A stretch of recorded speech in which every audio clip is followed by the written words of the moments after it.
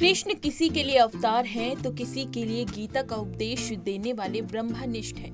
एक कृष्ण के इतने रूप, इतने चरित्र हैं कि जनमानस बस इतना ही कह सका, हे कृष्ण तुम 16 कला संपूर्ण हो। इससे अधिक हम और कुछ नहीं कह सकते। श्री कृष्ण को संपूर्ण अवतार, महाअवतार कहते हैं। श्री कृष्ण का जन्म क्यों हुआ? भक्तों के उद्धार के लिए और दुष्टों के संहार के लिए।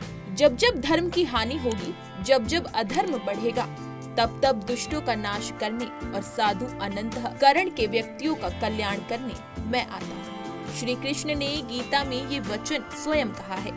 कृष्ण शब्द का अर्थ है कि जो आकर्षित करने की शक्ति रखता है, जिसके भीतर चेतनता पूरे शिखर पर। जैसे चुंबक का काम है लोहे को अपनी ओर खींचना, ऐसे ही संसार का कल्याण करने को, जीवों का उद्धार करने को, जीवों को सन्मार्ग पर लाने को खुद भगवान अपने ही रूप को एक जगह, एक विशेष रूप में समाहित कर लेते हैं। उनके इस प्रकटीकरण को अवतार कहा जाता है।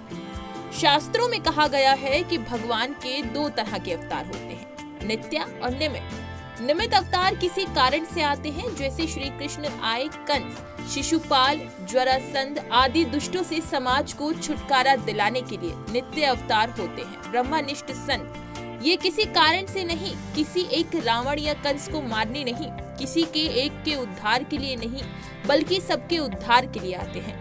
श्री कृष्ण पूर्ण पुरुष, वो जितने दिन वृंदावन में रहे खूब रास रचाया, ऐसा जादू चलाया कि आज भी हर कुंज गली और उनकी पायलों की रुंझुन सुनी जा सकती है। तो ये तो रहा हमारे श्री कृष्ण भगवान के नाम का वर्णन और उनके रूप का वर्णन। तो चलिए आज हम आपको एक ऐसी बात बताते हैं कि कान्हा के जन्मदिन पर क्यों बरसते हैं बादल, क्या है लोक मान्यता और वैज्ञानिक आधार।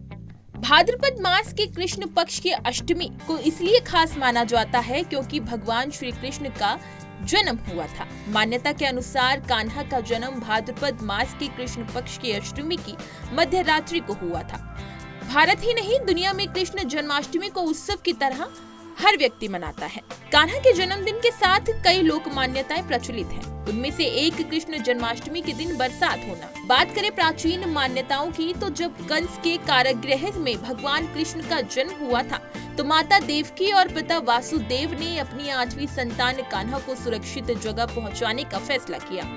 भादो महीने के कृष्ण पक्ष की अष्टमी की मध्य रात्रि जब वासुदेव नन्हे कान्हा को नंदगांव पहुंचाने के लिए यमुना नदी में उतरे, तो यमुना ने भगवान श्री कृष्ण के चरण पखारने की कोशिश की, लेकिन यमुना नदी का जल स्तर इतना नहीं था कि यमुना जल वासुदेव के सिर पर टोकरी में विराजे भगवान कृष्ण के चरणों तक पहुंच सके।